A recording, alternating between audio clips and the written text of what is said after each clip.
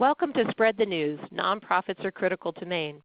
The Maine Association of Nonprofits is offering this webinar to share some key messages and strategies that will help strengthen our collective voice for Maine's nonprofits. All of the data and tips are available on our website, and we will share with you how to access them at the end of the presentation. Now more than ever, with Maine Nonprofit Day coming up on January 16th, a gubernatorial election this fall, and general uncertainty about the impact of state and federal policy decisions, we certainly need to work together to educate others about the importance of our organizations. So here's how it's going to go today. For the first few minutes, I'm going to provide you with some data available in our biennial Adding Up Impact Report about Maine's nonprofit sector, as well as some common messages that we can all start to use in our own outreach to reinforce the economic and community impact of our work. So the way I like to look at it is Dr. Seuss's Who's of Whoville. We hope to gather many, many voices together to get people outside our inner circle to understand our collective value. Then Jen Gray is going to offer some of the specific ways to do this and who to speak to. But first, when talking with anyone about the nonprofit sector, we want to start with why it matters. Here's what we at MAMP say when we talk about why it matters. Maine nonprofits impact everyone, not just those in immediate and desperate need. And the sector is a critical piece of how our society functions well. A healthy nonprofit sector working with government and the private sector is essential to maintaining and improving the economy and quality of life in our state. It's a significant economic driver, larger than any one industry in terms of workforce. The sector is also very diverse. It's comprised of a wide range of organizations working on so many different kinds of missions in every county. And we are uniquely and legally unified around a common purpose to advance the common good. Maine's future prosperity depends on advancing innovative solutions to shared community challenges. It depends on connecting people to opportunities. And it depends on strengthening our social fabric through broader civic engagement. As you all know on this phone call, and we need to let other people know too, this is the daily work of the nonprofit sector. So that sounds good, but now it's time to be more specific and follow it up with data. So the nonprofit sector in Maine employs 1 in 6 workers. That's 16% of the workforce. Nationally, it's approximately 1 in 10, or 10% of workers employed by a nonprofit. Maine's nonprofits employ nearly 14 times as many workers as the state's agricultural industry, and more than 3 times as many workers in the construction industry. So over 95,000 Mainers, that's roughly equivalent to the entire population of Portland and Bangor combined, work for a nonprofit. And the benefits are more than just employment. Those, unfortunately, are a little more difficult to quantify, however. Think about tourism. Tourism benefits from nonprofit environmental groups protecting natural resources so people want to visit, and cultural organizations offering incredible destinations for history, museums, concerts. And then there are the downtowns across the state that are being reinvented and fortified by a result of Main Street organizations. Research, economic development, education. I could go on, but you get at the idea, and I'm also preaching to the choir, I know. When we work together with business and governments in a true partnership, everyone is doing their part to make the state succeed. So still, back to the data. In our Adding Up Impact Report, we also provide data broken down by county, which is important when talking to policymakers. Jen's going to talk a little bit more about this in a moment. In this slide, you can see that nonprofits are significant employers certainly across the state, but even more acutely in some of our more rural counties. This is a helpful point that could be made to many public and business leaders in those areas. Maine's reporting public charities contributed $11 billion to the economy in 2014 through wages paid, retail and wholesale purchases, and professional service contracts. About half of that does come from Maine hospitals. Maine nonprofits paid over $4.3 billion in wages, which translates into an estimated $264 million of personal income tax revenue for Maine state and local governments, and over $679 million in personal income tax revenue for federal tax revenues.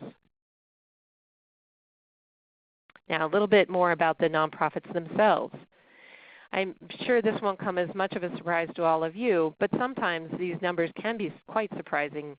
97% of Maine's public charities are very small, with annual budgets under $5 million. 89%, so almost 90%, are very, very small, with annual budgets under $500,000 a year. This means that 75% with budgets under $100,000 are community-driven and mostly volunteer organizations. However, these budgets all add up to a big difference across the state, addressing unmet needs and leveraging other dollars and volunteer time. So let me go into that a little bit, doing a lot with a little. It's no surprise to you, I'm sure, that Mainers are doing so much with so little. It's time to let others know just how much. We have one of the most vibrant nonprofit sectors in the country, supported by one of the smallest philanthropic communities. There are thousands of people donating their time and treasure on their own, through community groups, and via highly engaged private and public foundations. Maine's foundation community is small by national standards, but brings a powerful local focus to its grant making. 85% of all foundation giving stays here in Maine. In 2014, the 365 foundations registered here granted over $149 million to nonprofits. Here are some more numbers from 2015. Thanks in large part to this local community effort, there are many examples of Maine nonprofits being effective, innovative, and adaptive. 1 in 3 residents volunteer, ranking Maine 11th in the United States. 6.2 volunteer hours are spent per capita. 49 million hours of service annually, and the value of all of that has been estimated at $935 million of service. And over half of our residents donate to a charity. So using some of this data that I've just shared, we at MAMP hope to work with you and others to shout out the following overarching messages. First, we are stimulating the economy. Not only do we employ a significant portion of the workforce, we serve as the foundation of Maine's knowledge and creative economies, creating an environment that attracts businesses and talent to our state by raising quality of life standards. We're providing counsel and job training for Maine's businesses and workforce, and conserving natural resources that are key to quality of life. We are also weaving a strong social fabric. We care for the mental and physical well-being of Mainers of all ages and partner with government to provide safety nets for our most vulnerable residents. And we are the community builders. We are encouraging the leaders of the future, educating Maine residents of all ages, partnering with government to build and preserve local public structures and institutions, affordable housing, and emergency shelters. Okay, so now that you are ready to share this information that I've been sharing with you, I'm going to turn it over to Jen Gray, who's going to talk about to whom and how we want to reach out with these messages. Can I turn it over to you now, Jen? You sure can. Thanks, Jennifer. We're now going to talk about how we can use these data and messages to create connections with legislators, media, and our community. At the end, I'll show you where on our website you can find helpful tools and resources. What is the goal?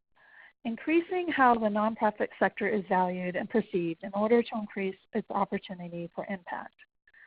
Not all decision makers and community members value nonprofits or appreciate the important role they play. This can limit our opportunity for impact and create challenges, including less support for our work, creation of hurdles or barriers to accomplishing our mission, and hobbling our efforts. We aren't speaking to our base here, but rather looking to connect with those outside our base and bring them in. We can do this by developing connections, by identifying shared values and touch points to build on. Our Frames at Work toolkit provides an additional background about frames through which people view information, and this is particularly helpful in reaching beyond the choir. Building connections with legislators. To help develop connections with legislators, you add the Adding Up Impact data to your script when reaching out, whether that's by email, phone, or in person. Our Nonprofit Day toolkit includes scripts for guidance on how to do this. You'll see here my friend Russell Black from Wilton testifying before a committee. One of the things that I like to talk about when I first meet with a legislator is what percentage of nonprofit workforce in their county is from nonprofits. When do you want to reach out to your legislators? First of all, for those who don't know, our legislature in Maine is a 2-year legislature. They're elected in November. They serve in the first legislative session, which generally runs January to June. The second legislative session, then the second year runs typically January to April. We just started this week the second session of the 128th legislature. The most important thing about reaching out to legislators is to do it. But who are they? Who are my legislators? Well, this is Senator Eloise Vitelli. She represents Saginaw County. If you don't know who your legislator is, you can go to the legislature's website, which is www.legislature.maine.gov. The best time to reach out to legislators, if you're looking to build a long-term relationship, is off-session, when you don't have a specific ask or request of them, but rather you just want to introduce them to yourself and your organization and get to know them. That's the A-plus timing. If you're not able to do that, the next best timing is early in the session, like now, before things get too busy and stressful, when they're able to think beyond what they're focused on in committee and on the floor votes. If you can't do either of those, reaching out to your legislator is always better than not. If it's at the height of the session or the end of the session, you should be considerate of their time, be brief and considerate and to the point, but then follow up after the session is over. Find more time to introduce yourself and get to know them. And again, it's not just about this short-term relationship, but many of your legislators move from the House to the Senate and vice versa. Many are running for governor. It's really helpful to develop a long-term relationship. Tips. How to know, legislator tips, how to best connect with them. Get to know them a little bit before you reach out to them. What committee do they serve on? What issues matter to them? You always want to offer yourself as a resource. You always want to be respectful. Keep in mind, one of the things I've found most valuable is that you don't always have to see eye to eye on every issue, but develop a relationship, and you'll find some things that you do have common ground on. This is Representative Kevin Battle. He's an independent from South Portland. He happens to be South Portland's harbor master. That's kind of an interesting thing to know when you're reaching out to him. Testimony. It's really helpful and impactful to include messages from our Adding Up Impact Report in your testimony consistently. You can see here, MAMP always includes data from the Adding Up Impact Report in our testimony. It's helpful for legislators to hear it over and over.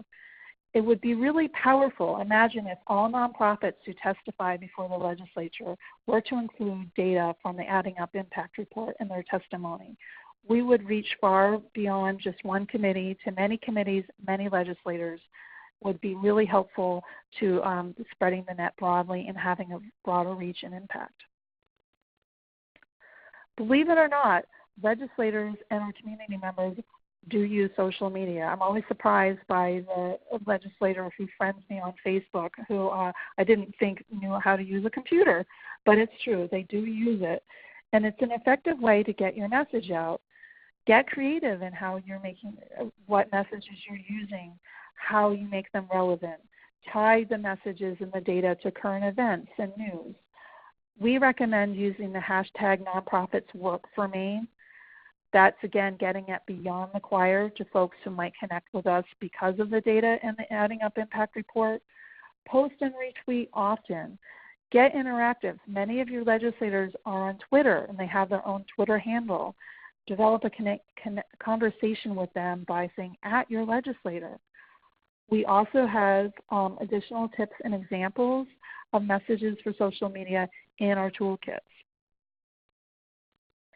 Press. The Adding Up Impact data can also be really effective when engaging with the press.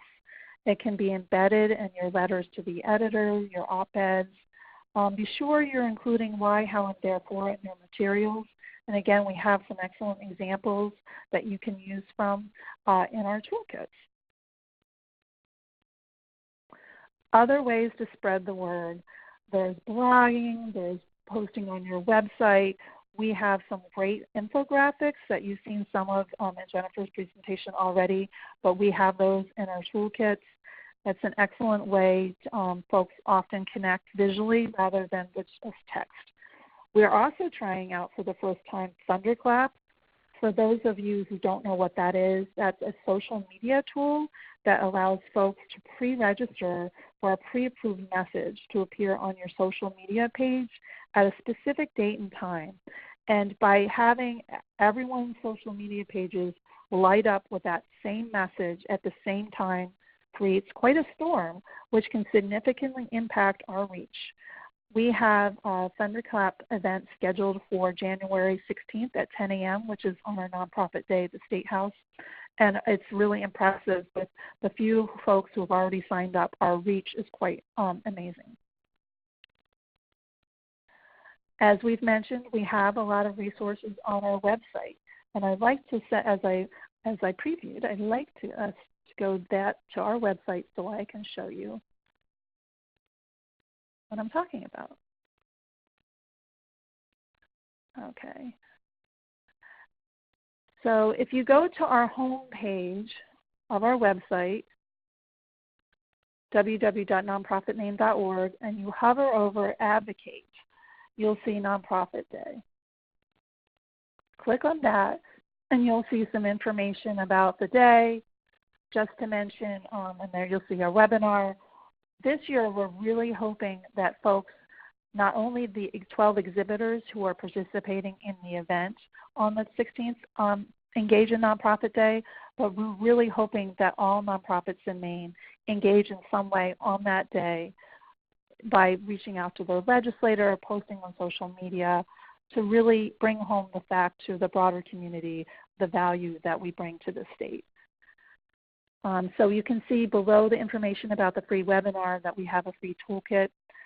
If you click on that or click on the download the toolkit today, you'll get information about the toolkit. Now if we go back to our home page,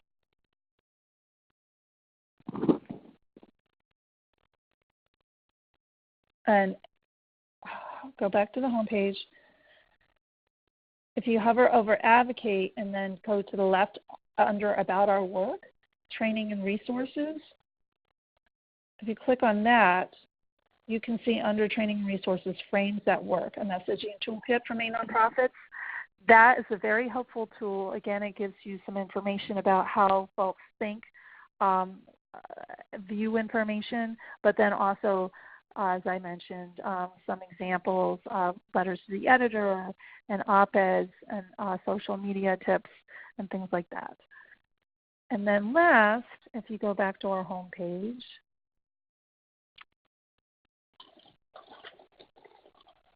if you hover over Learn and go under Resources to the right, Publications and Assessments, and scroll down, you can see the Nonprofit Sector Impact Report. Click on that, and you can get the Adding Up Impact Report. And there's also an executive summary available as well, I believe. So that's where you can navigate and find some resources that we've been mentioning that can be really helpful. So you don't have to come up with how to do this from scratch. We have a lot of that set up for you. And with that, I think we're ready to take some questions if folks have some.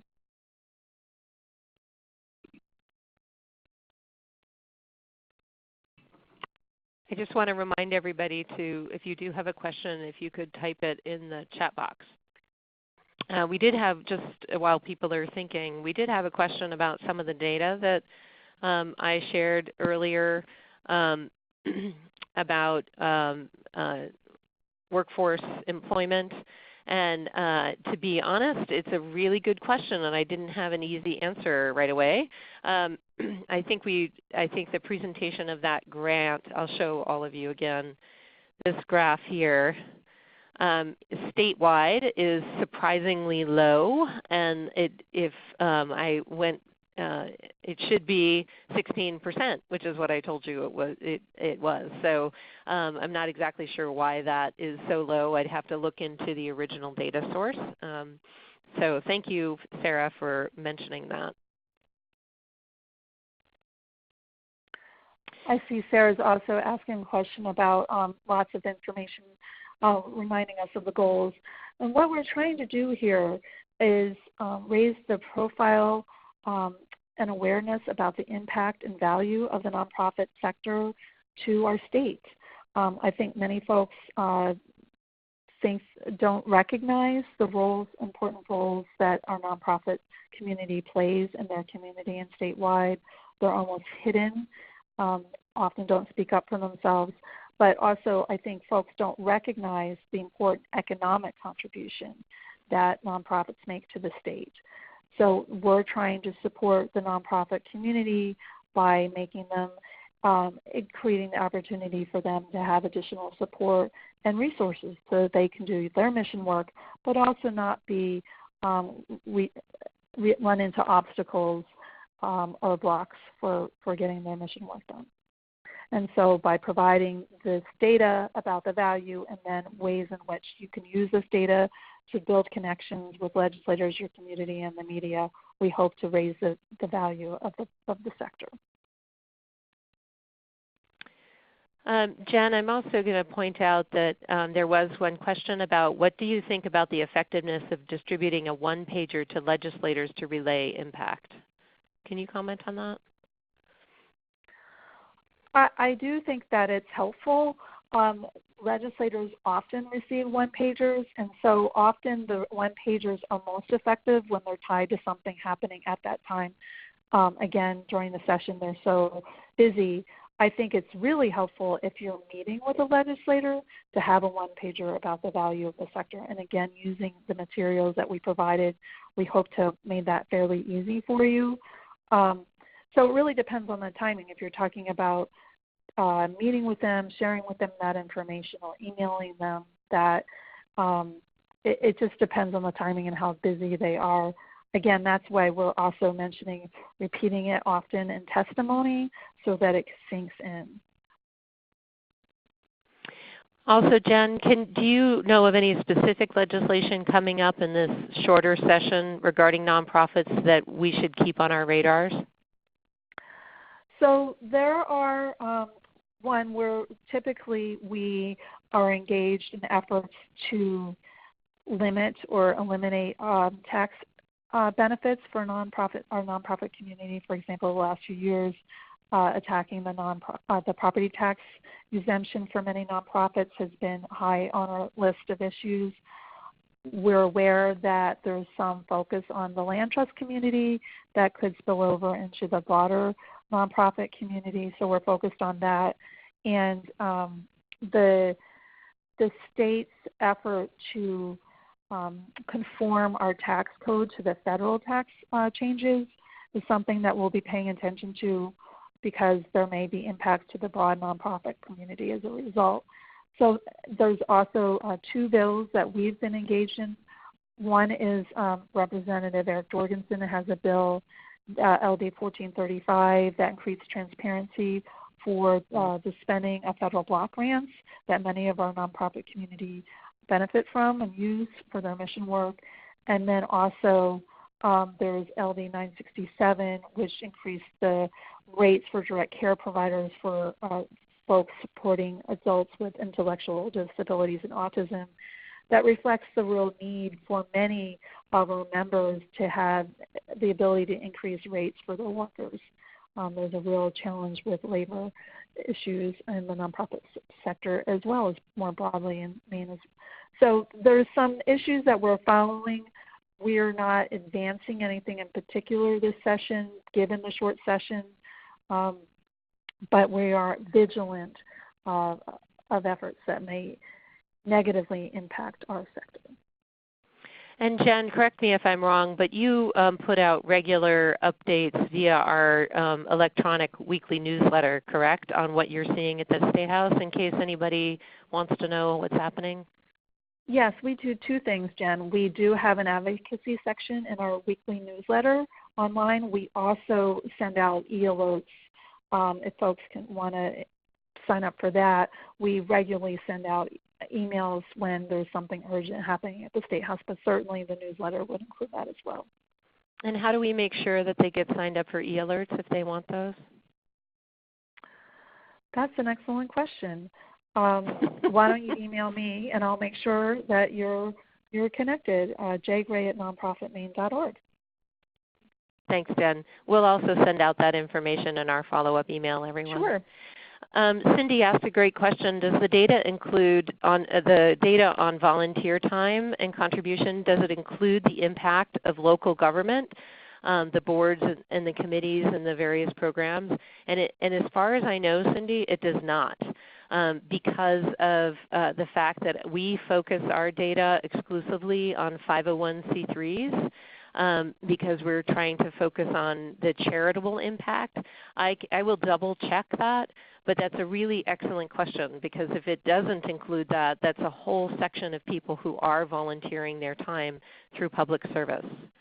I don't see, we have 1 minute left. I don't see any additional questions.